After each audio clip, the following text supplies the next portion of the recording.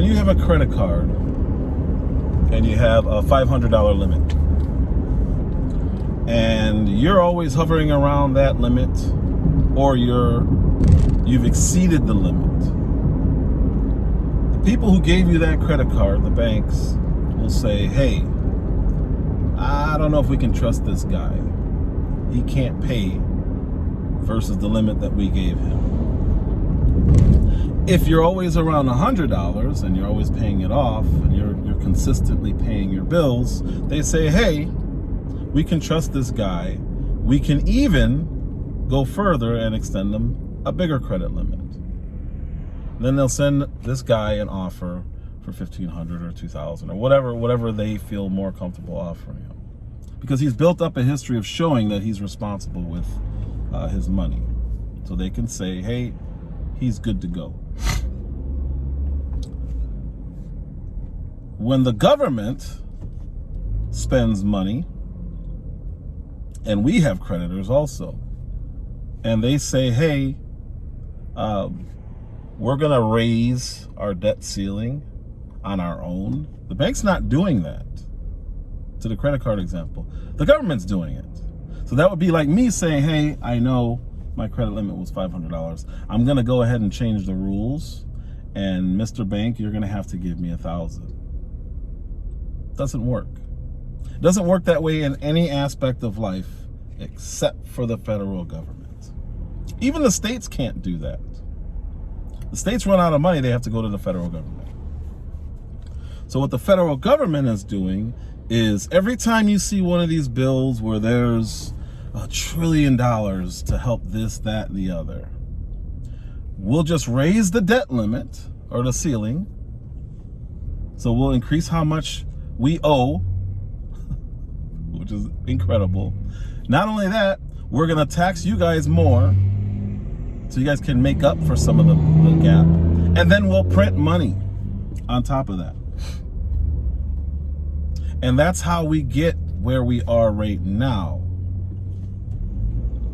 So anytime something is in abundance, it decreases in value. So if you have something like a Toyota Corolla and they're mass produced and they have 50,000 of them on the line, it's not going to be worth the same as a limited edition anything, because a limited edition means there's fewer available, which means it's more valuable. Diamonds, gold, they're very valuable, and they maintain their value because they're hard to get, mine, and produce for people. They're rare.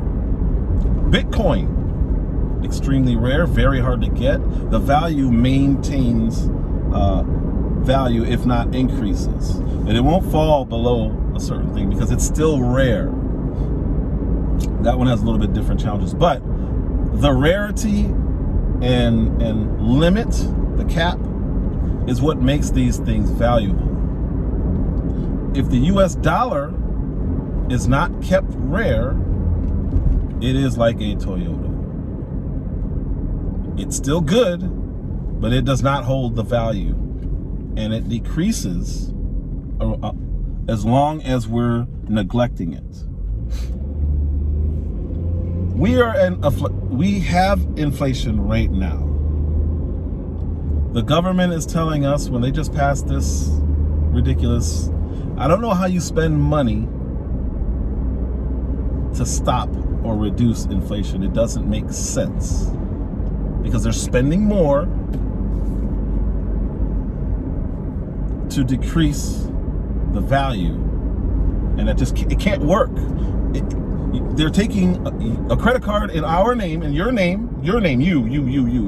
They're taking a credit card in your name, and they're saying, hey, Joe, we're going to get this credit card. It's $1 trillion limit, and we're going to take that and pay off part of our debt, which is $15 trillion. And we're going to make everything better. You say, well, wait a minute. Don't we still got to cover that trillion? That's how we get to where we are today with inflation. You can't spend your way out of it. You can't lie about it. You can't say it doesn't exist, because it is what it is. When Joe Biden said inflation is 0, that's where we're at. 0 for July. Well, that's pretty stupid. 0.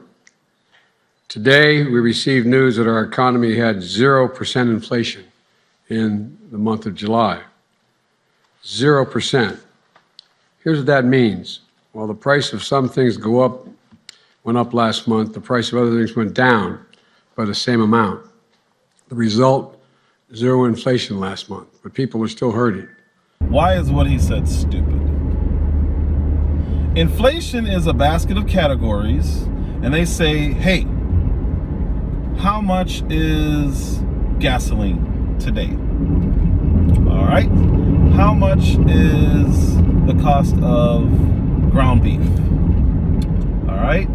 What is the cost of housing right now? Cost of living. Okay. What are insurance prices right now? Cool. And I just made those categories up. This is essentially what we're doing. All right. Now, next year, on August 16th or whatever today's date is, we're going to look at the same categories that I just listed. Cool. And then the following year, what's the cost of gas?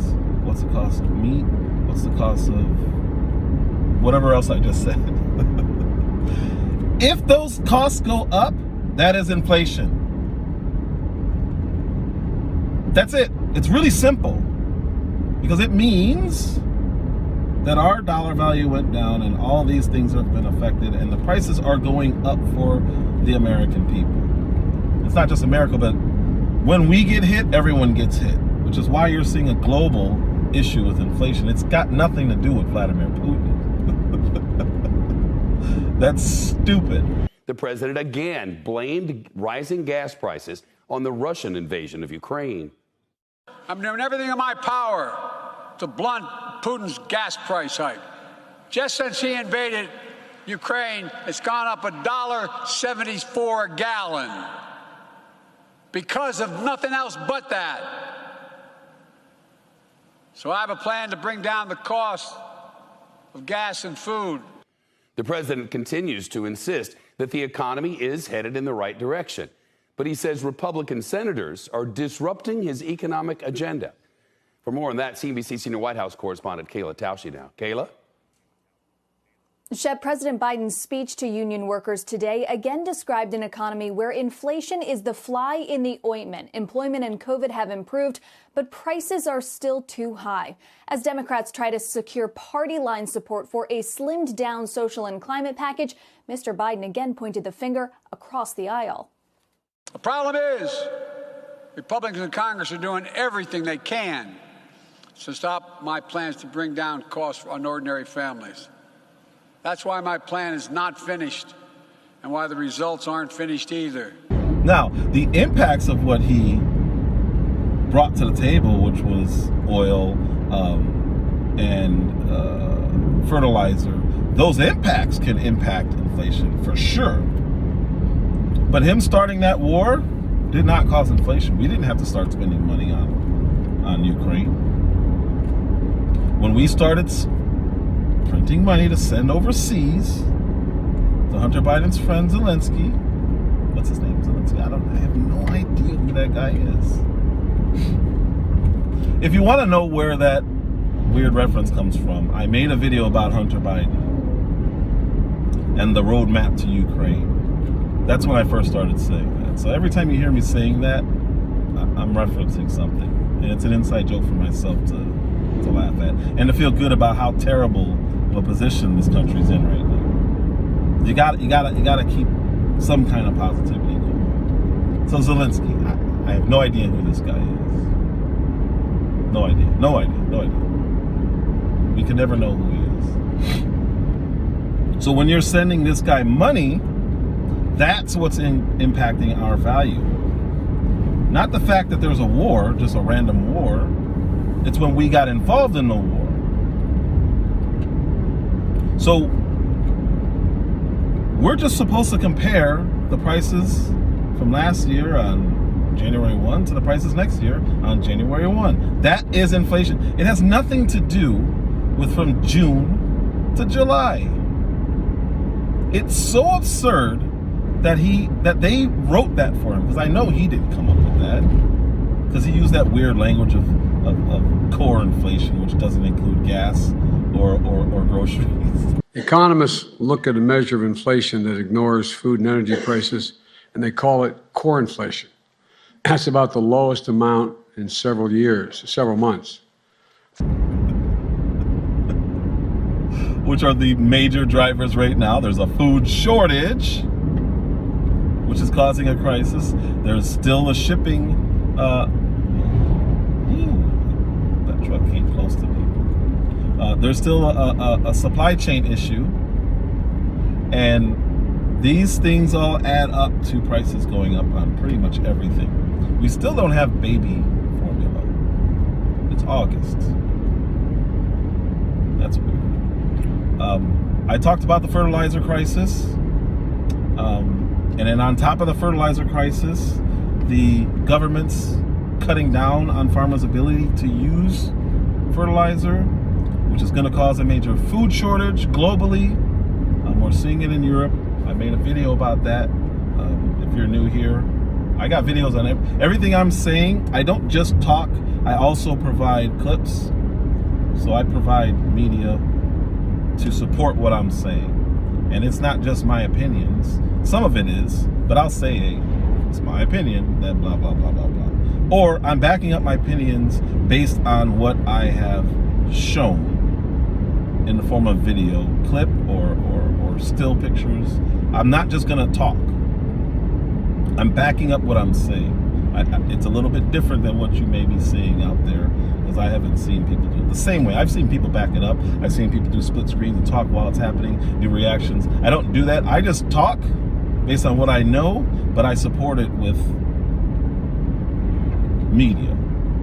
Now, whether you trust the media or not, that's different. I also rarely use Fox News because I know the visceral reaction it gets from leftists or even independents, because they've heard Fox News is this, Fox News is alt-right, all these nonsensical QAnon, blah, blah, blah, blah, blah. So I very rarely use Fox News. I use you guys' sources, which would be CNN, MSNBC, Politico, leftist sources, to show you that I'm not just talking.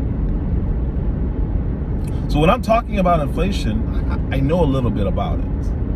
We'll never know how I know about these things. I just do. We'll just say I do. And I know when I'm watching the news, I can watch any source and say, oh, that's BS. Or I already know what they've said in the past about the same thing, and then I just recall it and I put it in the video. The country's not in good shape right now for the reasons I have stated. And we are at war. And I made a video when we were at around $47 billion sent to Ukraine. We're now we're almost at $60 billion. That is why inflation is where it is. Ignore the Putin's war stuff. Ignore the gas prices are high because of Putin's war. You may have noticed this week that your gas prices have gone up. I want to talk to you a little bit about why. A lot of it has to do with Vladimir Putin. The reality is that Russia is one of the 3 largest oil producers in the world. And the fact that they have started this conflict, invaded a foreign country, and they are such a big producer of oil in the world is the reason why the global oil markets are disturbed right now and why your gas prices are going up. The president's going to do everything he can to bring down the price of gas for the American people. But there are a few facts you should be aware of. U.S. production of oil and gas is rising. In fact, in the first year of the Biden presidency, there was more oil and gas produced in the United States than the first year of the Trump presidency. And there's opportunities to produce more from here. But part of this is on the oil companies. Right now, there are 9,000 approved unused permits that oil and gas companies could tap into now to ramp up production.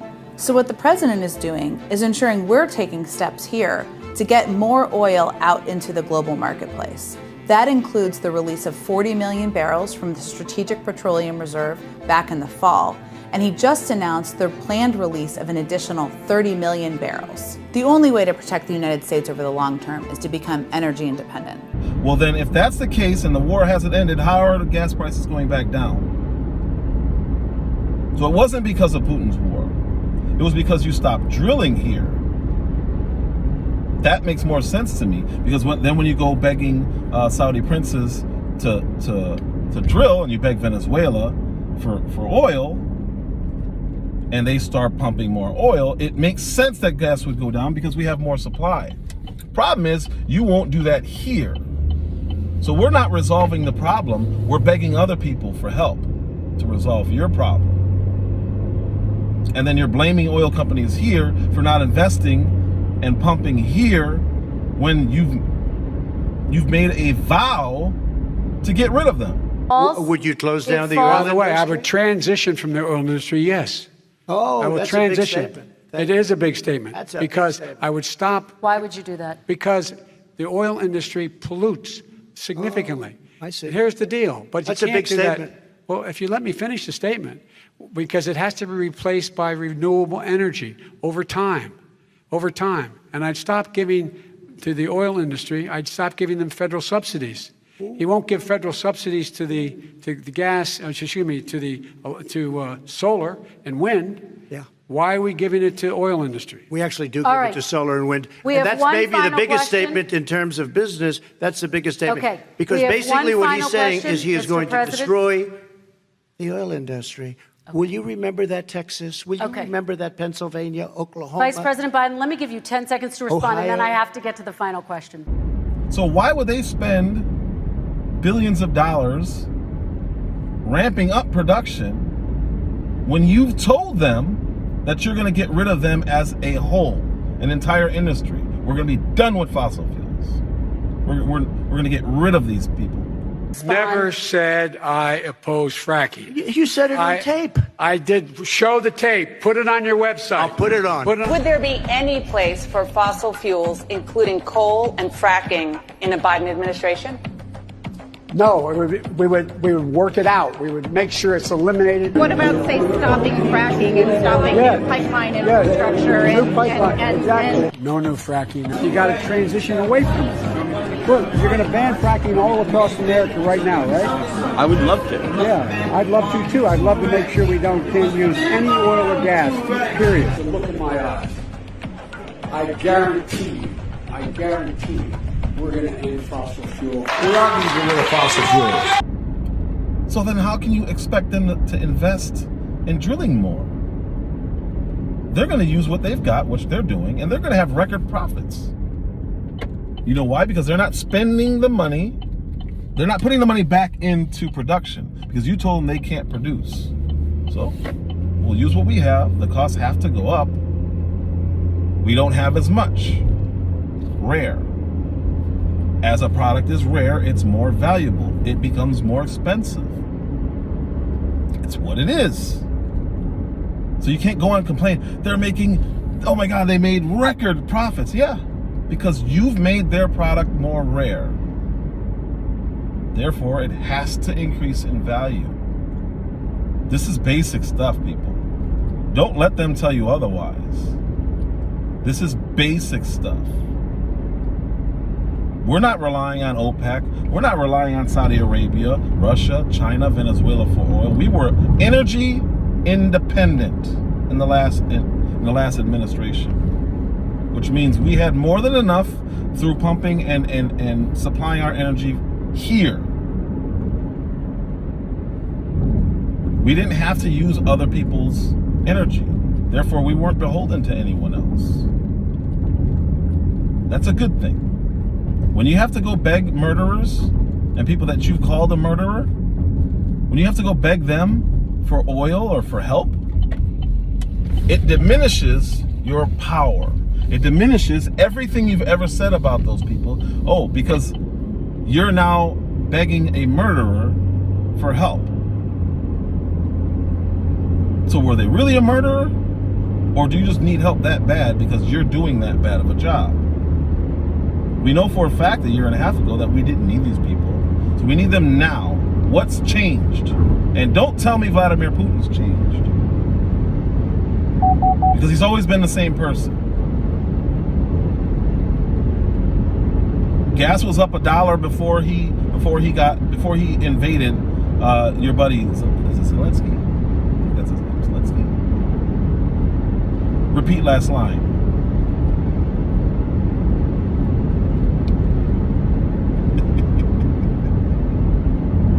I wish I could meet the president so I could shake his hand and then turn around and then he's still there with put his hand back out to shake my hand.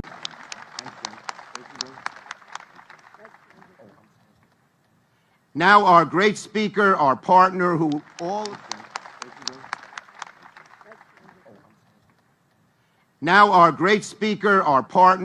all of these bills we've made. That would be great.